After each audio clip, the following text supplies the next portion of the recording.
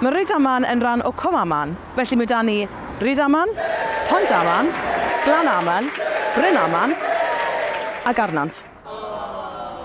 Helo a croeso i Rhydaman, lle enedigol, Shane Williams, Alex Jones, Alex Roach, Owen Wyn Evans, mae llwyth o enwogion yma, a dyma SIR GAR.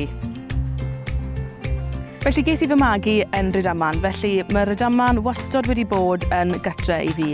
Es I i'r ysgolion lleol, o'n i'n prif ferch yn ysgol Dyffryn Amman, felly mae fe'n rili yn lle special ym my ngalon I, a mae bron bob atgof sydd 'da fi yn Rhydaman. Felly, yn 2019, o'n i yn prifysgol yn Royal Holloway ar y pryd, a nes I dioddef stroke.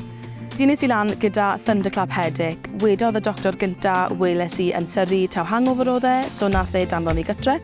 A wedyn des I gytre I Rhydaman, lle o'n i'n gallu cael y cymorth o'n I eisiau.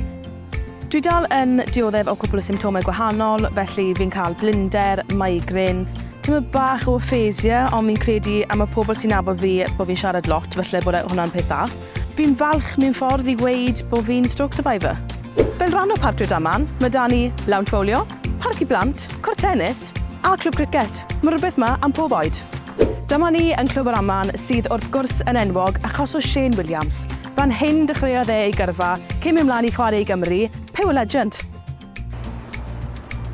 A cofiwch, os ydych chi yn yr ardal, mae 'da ni coffi gwych yn Cold Town. Dyn ni yma yn Cinema Bryn Amman. Un o hoff lefydd fi, nes I gwario lot o amser yma'n tyfu lan. Maen nhw'n dangos sioeau cerdd, maen nhw'n dangos panto, mae'r cinema yma, a byddai'n dwlu perfformio ryw ddiwrnod I gynulleidfa gytre fan hyn yn Cinema Bryn Amman.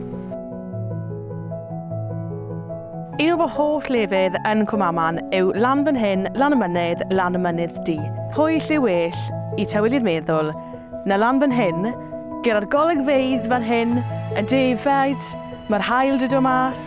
Mae'r lle yma hefyd yn personol I fi achos nath ffrind bychwar colli I bywyd cwpl o blynydde yn ôl ar y mynydd. Felly mae'n lle neis I gallu meddwl amdano hi a atgofio beth oedd hi fel. Felly, os ydych chi'n gofyn i'r pobl sy'n byw yn Bryn Amman, y cwestiwn fawr yw, pwy rhan o Bryn Amman ydych chi'n byw yn? Ucha neu isa? Mae'r ddoi wedi cael ei rannu gan yr afon Amman rhwng y doi sir. Os ydych chi ochr hyn yr afon Amman, chi yn SIR GAR. Os ydych chi ochr ny yr afon, chi yn Castell Nedd o Port Talbot. Dyma SIR GAR. Dwi'n Rhydaman Bon a Rhydaman Bred.